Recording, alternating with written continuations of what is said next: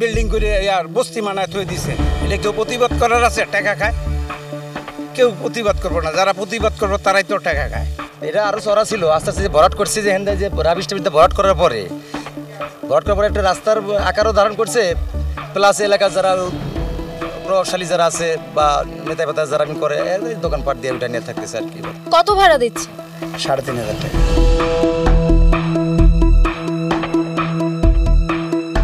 পাখির চোখে দেখে বোঝার উপায় নেই যে এটি একটি খাল, মনে হবে ময়লার ভাগাড়। রাজধানীর মিরপুর রূপনগর খালের এই দশা, দখল দূষণে মৃতপ্রায় অবস্থা। ভাড়া নিচ্ছে, আগে দোকান উঠেছিল, ভাড়া নিচ্ছে। কার থেকে ভাড়া নিয়েছেন? বাড়িয়ালা আছে। কে বাড়িওয়ালা? কে বাড়িয়ালা? এখানে থাকে না, পল্লবী। পল্লবী থেকে? আপনার এখানে কয়টা দোকান? এখানে 4টা। দোকানের ভাড়া কাদের দেন? ভাড়া তো যারা মালিক হিসেবে থাকে তাদেরকে। মালিক কারা? মালিক তো মনে করেন যারা এই যে ঘর দুয়ার তুলে দিছে তারাই তো বর্তমান। সিটি কর্পোরেশন বলছে ভিন্ন কথা। কিছুটা বেদখল হয়েছে, অধিকাংশ খালের মধ্যে ময়লা আবর্জনা ফেলে এটাকে অন্যরকম করে ফেলা হয়েছে। কেমন? তো ফার্স্ট অফ অল আমাদেরকে ডিমার্কেট করতে হবে যে খালের অ্যালাইনমেন্টটা কোথায়। তার মানে ক্ষমতার দাপট দেখিয়ে খালের এই হাল বানাচ্ছে একটি মহল। আজকে 4 বছর চলে গেছে, একটি খালও জরিপ কমপ্লিট করা হয়নি। তরল বর্জ্য এবং কঠিন বর্জ্য মিশ্রিত যে ভাগাড় বানানোর চেষ্টা, তার থেকে বেরিয়ে আসার দায় সিটি কর্পোরেশনের। কারণ তরল বর্জ্য ওয়াসা দেখে এবং কঠিন বর্জ্য সিটি কর্পোরেশন দেখে, এবং এই মুহূর্তে দুটোই একই মন্ত্রণালয়ের অধীনে। ফলে এই কাজটি না করে খালকে উদ্ধার করে ধরে রাখার যে কল্পনা, এটা একেবারেই উড়াল কল্পনা। রূপনগরের 3টি ধারা। একটি ধারা হচ্ছে মিরপুর 2 নম্বর কমার্স কলেজের পিছন দিক দিয়ে গিয়ে এটা মানে শিয়ালবাড়ি হয়ে বোটানিক্যাল গার্ডেনের পিছনের অংশ দিয়ে পড়েছে। আরেকটা হচ্ছে যে রূপনগর অঞ্চল দিয়ে যে খালটা এসছে সেটি একটি 12 নম্বর ঝিলপাড়ের দিক থেকে 12 নম্বরের যে ময়লাগুলো আছে, ওইখানকার যেই বৃষ্টির পানিগুলো আছে, সেই বৃষ্টির পানি এবং এখানকার স্ট্রম ওয়াটার একসঙ্গে ছিল, পুরো জায়গাটার পানি হচ্ছে এখানে নামার জন্য। সব খতিয়ে দেখবে কেন বিবর্ণ টিম। বিলীন হয়ে যাচ্ছে রূপনগরের জীবন্ত খাল। একদিকে দখল হচ্ছে, অন্যদিকে ময়লা ফেলতে ফেলতে ময়লার স্তূপ তৈরি হয়েছে। দেখলে মনে হবে একটি সমতল ভূমি। প্রভাবশালী দখলদাররা 12টা বাজিয়ে দিয়েছে এই খালের। কয়েক দফা অবৈধ দোকান উচ্ছেদের কথা বললেও সিটি কর্পোরেশনের নেই তেমন কোনো তৎপরতা। কিন্তু কেন এত অবহেলা করছে প্রশাসন? কি করছে তারা? সেসব প্রশ্নের উত্তর খুঁজবো আমরা। আপনাদের স্বাগত কেন বিবর্ণ অনুষ্ঠানে।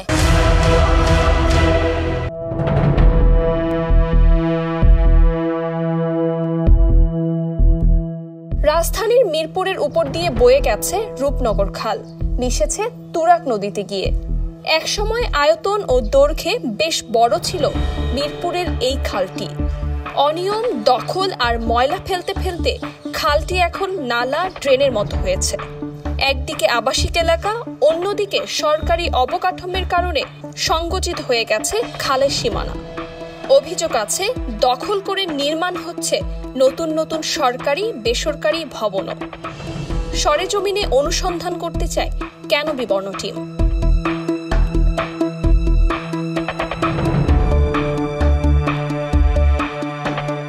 এটি মিরপুর পল্লবীর 2য় পর্ব বা স্টান হাউজিং। রূপনগর খালের এক পাশে স্টান হাউজিং, পল্লবীর 2য় পর্ব, অন্য পাশে রূপনগর টিন শেডের শত শত বাসাবাড়ি। টিন শেড এলাকায় দেখা যায় খালের জায়গা ভরাট করে খালের উপর শখানেক দোকান আর ঘর গড়ে তুলেছে দখলদাররা, এবং বছরের পর বছর বাসা বাড়ি ও দোকান থেকে টাকা তুলছে একটি মহল। আমরা জানি, কিন্তু যাদের এখানে স্থাপনা আছে তারাই তো করতেছে, তাই না? কেউ প্রতিবাদ করবো না, যারা প্রতিবাদ করবো তারাই তো টাকা খায়। সরকার দেখতেছে না, প্রশাসন দেখে না। প্রশাসন দেখলে প্রশাসন, এটা প্রশাসনের চোখে বাসে না। প্রশাসনকে এটা নিয়ে তালাবি করে যে আপনারা একটা খালের উপরে কেন ঘর করলেন। দোকানদারদের দাবি কেউ 2-3 বছর, কেউ বা 4-5 বছর ধরে এসব জায়গায় ব্যবসা করছেন, অথচ এসব দোকান খালের উপরেই। এই দোকানটা কবে থেকে চালাচ্ছেন? আমি 4.5 বছর ধরে চালাচ্ছি। আপনার কি নিজস্ব দোকান না ভাড়া দিয়ে? ভাড়া দোকান। কাকে ভাড়া দিচ্ছেন? এটা ভাড়া দিচ্ছি, মালিকানা আছে সাংবাদিক, সে। তার কতগুলো দোকান আছে এখানে প্রায়? তার এই 3টে দোকানই এই লাইনে। আচ্ছা, এখানে যে দোকানগুলো স্থাপনা করেছে কার পারমিশনে স্থাপনা করেছে জানেন? না, এটা আমি জানি না। এগুলো তো পুরো সরকারি জায়গা, খালের জায়গা, এগুলো তো অবৈধ স্থাপনা, সেটা আপনিও জানেন হয়তোবা। তো উনি যে রাজুকের পারমিশন বা উনাদেরকে কখনো উচ্ছেদ করে নাই? হ্যাঁ, উচ্ছেদ করতে এসে ওরা বাইঙ্গে দিলে দিব বলছে, বাইঙ্গে দিই, যদি বাইঙ্গে দেয় দিব। আমরা দোকান ভাড়া নিয়েছি, দোকান করতেছি, এতটুকুই, এর বাইরে আমরা আর কিছুই জানি না। সরকারি জায়গা হলে অবশ্যই সরকারে নিয়ে যাবে, ওইটা ওনাদের ব্যাপার। দোকানীদের সহজ স্বীকারোক্তি, এসব দোকান অবৈধভাবে করা হয়েছে। তবে স্থানীয়রা বলছেন সিটি কর্পোরেশনের যথাযথ ভূমিকা না থাকায় দখল উচ্ছেদ হচ্ছে না। জানা যায় এর আগে 2 বার উচ্ছেদের নোটিশ আসলেও পরবর্তীতে তা বাস্তবায়ন হয়নি। 5.5 বছরের ভিতরে আইসে মেলা কয়েকবার ভাঙতে, কিন্তু ভাঙে নেই। ভাঙতে আসছে কিন্তু একবারও ভাঙে নাই? একবারও ভাঙে নেই, ভাঙা হয়নি। কিন্তু গেছে 9 তারিখে 6 তারিখে ভাঙার কথা ছিল, আমরা সব মালপত্র নামাইছিলাম, কিন্তু ভাঙে নেই। লাস্ট নোটিশ কবে পাইছেন? নোটিশ তো লাস্ট নোটিশে 20-25 দিন আগে দিয়ে গেছে, কিন্তু ওটা সময় দিয়ে গেলে 1 ঘন্টা, কিন্তু তারপরে আর ভাঙে নাই, ওটা বন্ধ হয়ে গেছে। কার থেকে নোটিশ আসছিল, কোথা থেকে আসছে নোটিশ? এটা হচ্ছে সিটি কর্পোরেশন। স্টান হাউজিং এর পল্লবীর 2য় পর্ব মসজিদ, এটি একদম খালের গা ঘেঁষেই তৈরি হয়েছে। তবে মসজিদ কমিটির সদস্যরা বলছেন স্টান হাউজিং তাদের যতটুকু জায়গা দিয়েছে তারা ততটুকুর মধ্যেই মসজিদ নির্মাণ করেছে। তবে এর কিছু অংশ খালের উপর রয়েছে অস্থায়ীভাবে। তারা জানিয়েছেন অস্থায়ী অংশটুকু ভেঙে ফেলা হবে। আমাদের যে অংশ মসজিদ করা হয়েছে, পার্মানেন্টলি যেটা করা হয়েছে ওটা মসজিদের জায়গার মধ্যেই করা হয়েছে। একটু কিছু টিনের অল্প একটু জায়গা আছে ওজুখানা, ওটা আমরা ভেঙে ফেলবো, এই ব্যাপারে আমরা সচেতন আছি এবং ওটা থাকবে না আর কি। প্রশ্ন হলো অবহেলা কাদের? এসব প্রশ্নের উত্তর খুঁজতে যেতে হবে সিটি কর্পোরেশনের ভবনে। আমরা পর্যায়ক্রমে করছি, যেটা ডিমার্কেশন হচ্ছে সেই খাল কিন্তু সাথে সাথে এভাকুয়েশন আমরা উচ্ছেদ করছি, যারা অবৈধ দখলদার আছে উচ্ছেদ করছি আমরা। আপনি জানেন যে কলা গাছ থেরাপি আমরা ইউজ করেছি একটা পার্টিকুলার জায়গায়। আমরা প্রদর্শনী করে যে প্রত্যেকটা সুয়ারেজ লাইনের মধ্যে আমরা কলা গাছ দিয়েছি যাতে বাসার মধ্যে ওভারফ্লো করে। আমরা একটা টার্গেট দিয়েছি যে যারটা যে করেছে সে নিজেই উইথড্র করে নিয়ে যাবে। অলমোস্ট 3 মান্থস এটা মেয়র মহোদয় দিয়েছেন। এরপরেও যদি থাকে দেন আমরা আইন প্রয়োগের মাধ্যমে এটাকে ভেঙে দেব। শত পানির পাইপ, এখানে সবই বাড়িঘরের সোয়ারেজের লাইন। এসব পানি সরাসরি এসে পড়ছে খালে। প্রশাসন তো এসব দেখছে নাকি দেখেও না দেখার মতো অবস্থা। খালের এমন দুর্দশা হয়েছে যে বাসা বাড়ির যত ময়লা আছে সব ফেলা হচ্ছে এই খালে, যেন ডাস্টবিন নেই এই এলাকায়।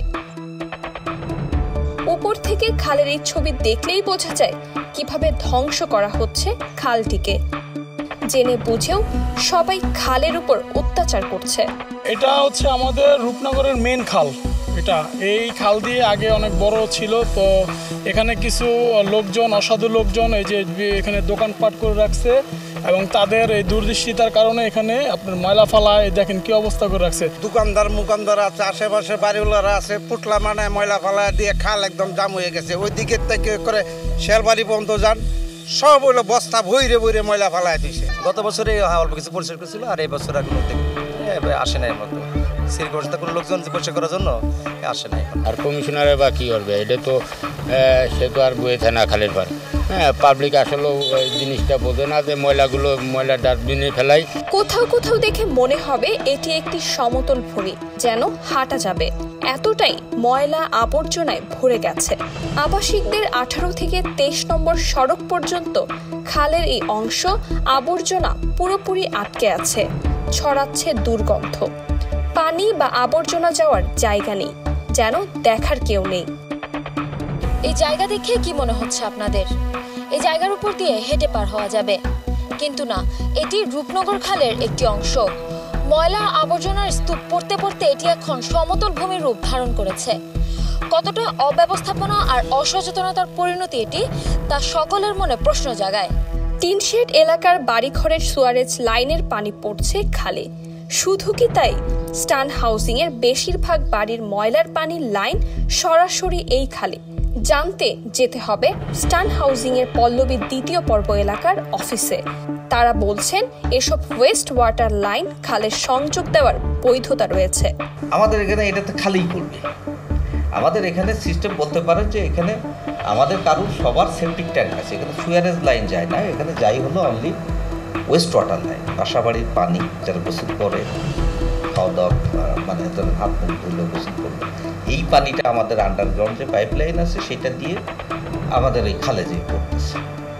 ঠিক আছে, এটার জন্য সিটি কর্পোরেশনের সাথে আমাদের আছে, সিটি কর্পোরেশন যখন হ্যান্ড ওভার হবে তখন ওরা ওয়েস্ট ওয়াটার লাইন বাদে ওরা তখন সোয়ার করুক বা স্টম সোয়ার করুক, যেটা করুক একটা ব্যবস্থা ওরা করবে। এটা পরিকল্পনা আছে, এদের হ্যান্ড ওভার হয়েছে, ওরা কার্যক্রম অলরেডি করছে কিছু কিছু জায়গায়, আবার এখানে শুরু করবে।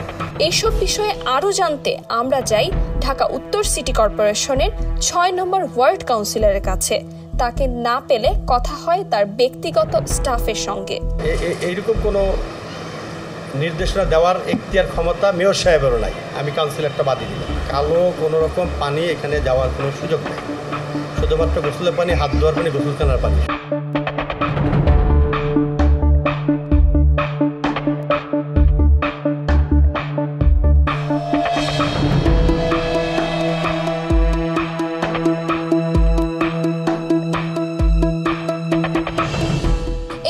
ও এর পাশেই আহসানুল্লাহ ইউনিভার্সিটি ও স্কুল প্রায় খাল ঘেঁষেই তৈরি। শুধু তাই নয়, এপাশ ওপাশ মিলিয়ে সবগুলো বাড়ি তৈরির সময় হয়তো তারা খালকে চোখেই দেখেনি, তা না হলে এভাবে তো তৈরির কথা নয়। প্রশাসন থেকেও কোনো সীমানা নির্ধারণ করে দেওয়া হয় নাই, তাই যে যতটা বেড়েছে ততটাই খালকে গিলে খেয়েছে। ঢাকা কমার্স কলেজ থেকে 39 নম্বর রোড পর্যন্ত খালের অংশ 7 নম্বর ওয়ার্ডের অধীনে। এই ওয়ার্ড কাউন্সিলরের মতে 2001 সালের আগে খাল বলতে রূপনগরে কিছুই ছিল না। খাল বলতে কোনো শব্দ রূপনগর ছিল না। 2001-এ সেনাবাহিনীরা এটাকে হাউজিং থেকে আমাদেরকে একটা ক্যানেলের মতন কইরা দিতে, CSRS এ কোনো খাল নাই, ক্যানেলের মধ্যে কইরা দিতে আমাদের পানি নামার জন্য। এখন আমাদের এখানে কোনো কান্দা 30 ফুট আছে খাল, কোনো কান্দা 40 ফুট খাল। আমার এলাকা খাল কোনো দখলে নাই। আমরা এখন ডিসিশন নিয়েছি আমাদের খালে কোনো সোয়ারেজ লাইন দেব না। মেয়র মহোদয় উদ্যোগ নিয়েছে, মেয়র মহোদয় যখন যে সিদ্ধান্ত দেব এটা আমরা পালন করব। এই বিষয়ে আমরা কথা বলি রিভার ডেল্টা অ্যান্ড রিসার্চের চেয়ারম্যানের সঙ্গে। সেনাবাহিনী কিংবা সরকারের পক্ষ থেকে যদি ম্যাপে খাল না থেকে থাকে তাহলে কিভাবে করবে? এটা তো অবাস্তব কথা। এবং আমরা সার্ভে করেছি, আমরা সার্ভে করেও দেখেছি এসব জায়গার মধ্যে CSA খাল আছে এবং RSPSC গিয়ে পরবর্তীতে এগুলো দখল হয়েছে এবং সাম্প্রতিক সময় দখলগুলো অনেক বেশি হয়েছে। মিরপুরের অতীতের ইতিহাস যদি আমরা দেখি তাহলে আপনারা দেখবেন কমার্স কলেজের এখানে একটি গুদারাঘাট ছিল, ঠিক কমার্স কলেজের যেখানে হয়েছে এই জায়গাটাতে, এই নিচু জায়গায় ঢালে। আরেকটি গুদারাঘাট ছিল রূপনগরে, এটা হচ্ছে 11 নম্বরের পর থেকে ঢাল থেকে শুরু করে এই অঞ্চলে একটি গুদারাঘাট ছিল। এবং 12 নম্বরে যে ঝিলপাড় যেটাকে আমরা বলি, এটা বড় ঝিল ছিল, এখানে আরেকটি গুদারাঘাট ছিল। এখান থেকে মানুষ নৌকায় করে এই তুরাগে যেত এবং তুরাগের পরে ঢাকার বিভিন্ন জায়গায় যেত। এবং এই গুদারাঘাট থাকা মানে হচ্ছে যে এই জায়গাটার নাব্যতা ছিল, এখানের মধ্যে বিল ছিল, অনেক বড় ওয়েটল্যান্ড ছিল। নগর পরিকল্পনাবিদ ইকবাল হাবিব বলেন, এসব খালের উপর বাড়িঘর করে আমরা নিজেরাই নিজেদের দুর্দিন বয়ে আনছি। আপনি যদি একটা খালকে আমার সামনে একটা ময়লার ভাগাড়ে উপস্থাপন করেন, আমি এখানে ময়লাই ফেলবো, নিশ্চয়ই এখানে পুজো দিতে যাব না, অথবা ফুল ফেলবো না, অথবা ফুলের গন্ধ শোকার জন্য তার পাশে বসবো না। এটাই স্বাভাবিক। এবং এই জায়গাটুকুই আমাদের স্মৃতিকর্তারা বোঝেন না। তারা মনে করেন একবার পরিষ্কার করেছি, কিন্তু তারপরে যে ময়লার বিভিন্ন রকম কানেকশন আছে সেটার কথা তারা বিবেচনা করেন না। পয়ঃনিষ্কাশন ব্যবস্থার সংযোগের জন্য বাড়িধারা লেকের পাশে মেয়ররা কলা গাছ ঢুকাই দিচ্ছেন, কিন্তু ওনার বর্জ্যের কারণে যখন বুড়িগঙ্গা অথবা অন্যান্য খালগুলো দূষিত হয় তখন কলা গাছ কেটে ফেলে। অর্থাৎ এটা মানুষ বুঝতে হবে, জনগণের উপরে সমস্ত দায় চাপিয়ে এই অত্যন্ত গুরুত্বপূর্ণ দায় মুক্তির কোনো সুযোগ নেই। জাতিসংঘের DRR ফেলো মোহাম্মদ মনসুরুল হক বলেন, এই জলাশয় খাল বিল ভরাট দখলের ফলে ঢাকা প্রাকৃতিক দুর্যোগের কবলে পড়বে, হবে ভয়াবহ বন্যার সম্মুখীন। বায়ুমণ্ডলে যদি তাপমাত্রা 1 ডিগ্রি বৃদ্ধি পায় সেক্ষেত্রে কিন্তু বজ্র মেঘ বা বজ্রপাত যেটা, এটা 12 গুণ হওয়ার সম্ভাবনা থাকে। এটা হচ্ছে আমাদের একটা অ্যাসেসমেন্ট। সো যখন আপনি প্রকৃতিকে বাধাগ্রস্ত করবেন, প্রকৃতি কি, এই যে পানি প্রবাহ, এটাও কিন্তু একটা প্রকৃতির অংশ। আপনি পানি প্রবাহকে বা যে বৃষ্টির পানিকে যদি আপনি সঠিক সময়ে সঠিকভাবে যদি আপনি নিষ্কাশন করতে না পারেন, আপনি যদি সঠিকভাবে এটার ব্যবহার করতে না পারেন, তাহলে কিন্তু আমরা জনস্বাস্থ্যের জন্য কিন্তু এটা একটা ক্ষতিকর। সো এই যে খাল ভরাটটা আমি মনে করি যে এটা একটা বিশাল একটা জনস্বাস্থ্যের জন্য একটা হুমকির কারণ। এতক্ষণে অনেক প্রশ্ন জমা হয়েছে। সব উত্তর জানতে ঢাকা উত্তর সিটি কর্পোরেশনের নগর ভবনে কেন বিবর্ণ টিম? এই যে মানুষ যদি ময়লা ফেলতেই থাকে, আমরা যদি এভাবে এক্সক্যাভেশন করতে পারি, এটা তো কোনো সলিউশন হতে পারে না, তাই না? সো দ্যাট আমরা অ্যাওয়্যার করছি মানুষকে, যাতে এই ময়লাটা তারা খালে বা লেকের মধ্যে না ফেলে। আমরা এই ময়লাগুলো ওয়েস্ট প্রদর্শনী করেছি। আপনি দেখবেন যে তার মধ্যে গুলশান লেক থেকে উদ্ধার হওয়া বাথটাব, গুলশান লেক থেকে উদ্ধার হওয়া কমোড, গুলশান লেক থেকে অমুক খাল থেকে উদ্ধার হওয়া আপনার সোফা, রিক্সা, বিভিন্ন ধরনের জিনিস। কিন্তু এই জিনিসগুলো ঢাকা শহরে কারা বাস করে বাড়িতে? অল আর হোয়াইট কলার পিপল, যারা আমরা উচ্চশিক্ষিত ভদ্রলোক বলে জানি, তারাই কিন্তু এগুলো ডিসপোজাল করেছে। সুতরাং আমরা মানুষকে প্রদর্শনের মাধ্যমে বোঝাচ্ছি যে আসলে আমরা কি করছি। তা আশা করি যে অল আউট এই অ্যাকশনের মাধ্যমে ধীরে ধীরে মানুষ বুঝবে আর ময়লা করবে না। এরপরে যদি ময়লা করে, আমাদের এনফোর্সমেন্ট তো আছে, আমরা আইন প্রয়োগের মাধ্যমে সে ব্যবস্থা করব। পরিবর্তনের আশায় সমস্যার মূলে যাই আমরা, খুঁজে আনি সমাধানের পথ। ঢাকা শহরের খালবিল জলাশয়ের অবস্থাটা এমন হয়েছে যে যতই সময় যায় ততই বিবর্ণ হয়। রূপনগর খাল এরই একটি বড় উদাহরণ। মাঝে মধ্যে সিটি কর্পোরেশনের উদ্যোগ চোখে পড়লেও নিয়মিত তদারকি নেই বললেই চলে। যদিও নগর কর্তৃপক্ষ আমাদের আশ্বাস দিয়েছে বদলে যাবে এসব খালের চেহারা, এখন দেখার পালা শেষ পর্যন্ত কি করে তারা। আপনাদের আশেপাশে ঘটে যাওয়া নদী, প্রকৃতি ও পরিবেশ দূষণের কথা আমাদের জানাতে যোগাযোগ করুন এই ঠিকানায় kenobibорno@gmail.com অথবা ফোন করুন 013170708 মনে রাখতে হবে, নদী, প্রকৃতি ও পরিবেশের সাথে ওতপ্রোতভাবে জড়িয়ে আছে আমাদের জীবন। তাই এই প্রাণ প্রকৃতি বাঁচানোর উদ্যোগটি শুরু হোক নিজেকে দিয়েই।